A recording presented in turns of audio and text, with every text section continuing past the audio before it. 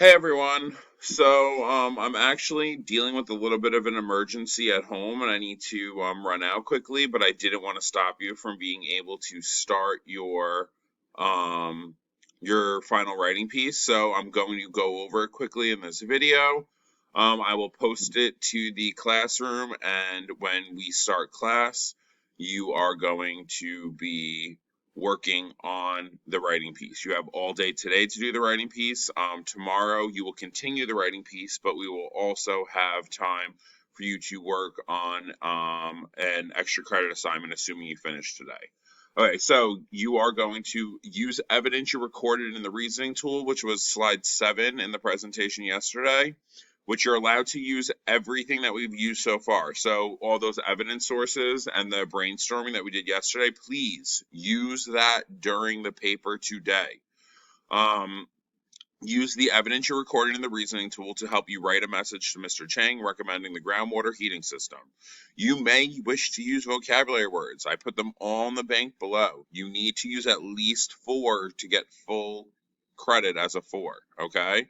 So let's just keep on moving. On the second page is where you're going to be writing your paper. So right here, you will start going and writing in the best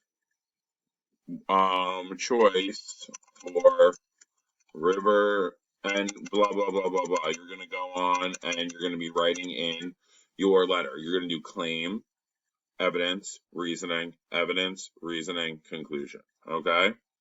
So let's go through the rubric. It's mostly the same as last time, but a little bit of changes. So you need to have a claim and a conclusion.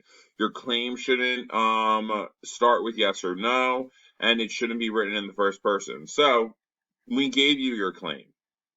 The groundwater system will warm the air in the school more. Okay? The best heating system for Riverdale School would be the groundwater system.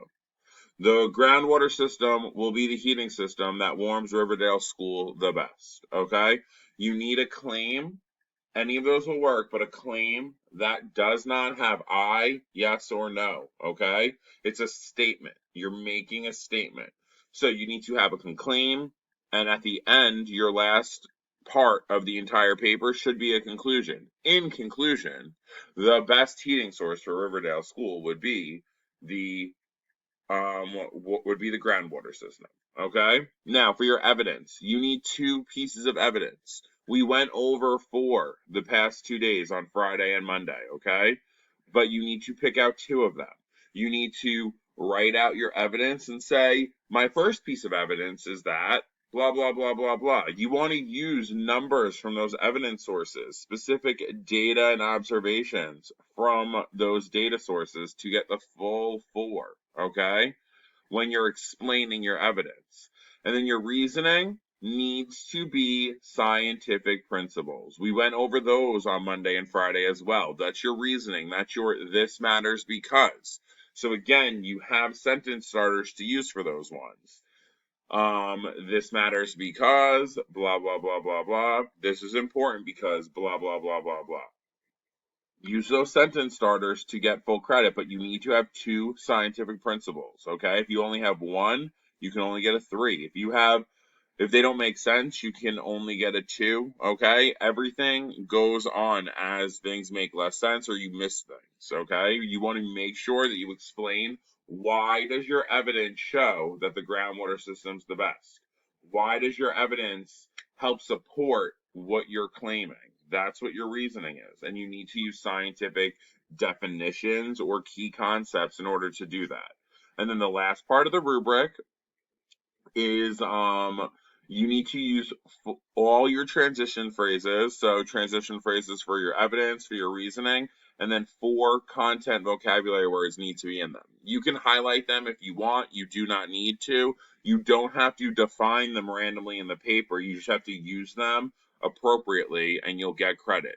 4 words, and it doesn't matter where you use them in the paper, if it's in the reasoning, the evidence, anywhere. But you need to use 4 of those vocabulary words to get full credit. Lastly, you're going to move on to your student reflection. Summarize what you had to do in this assignment. What have you learned about thermal energy? Now, question 3 comes in 3 parts. You pick whichever one you want to answer. You can tell me, how do you see thermal energy every day, or where do you see thermal energy every day, or what do you find interesting about thermal energy? And then tell me what was the hardest thing in this assignment, and then what was the thing you did best in the assignment, and then what is the thing that you need the most work on in this assignment, okay?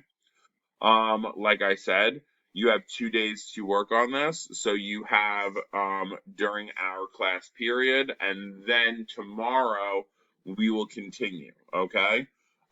Normally we would have a meet going, but I'm dealing with an emergency at home. So I made this video. I'm going to post it up. I will start a meet as soon as I can, and then that way, if you have any questions, you can log in and ask me, but I just wanted you to be able to start right away at 10:40. Okay? Have a great day, guys, and I will see you soon.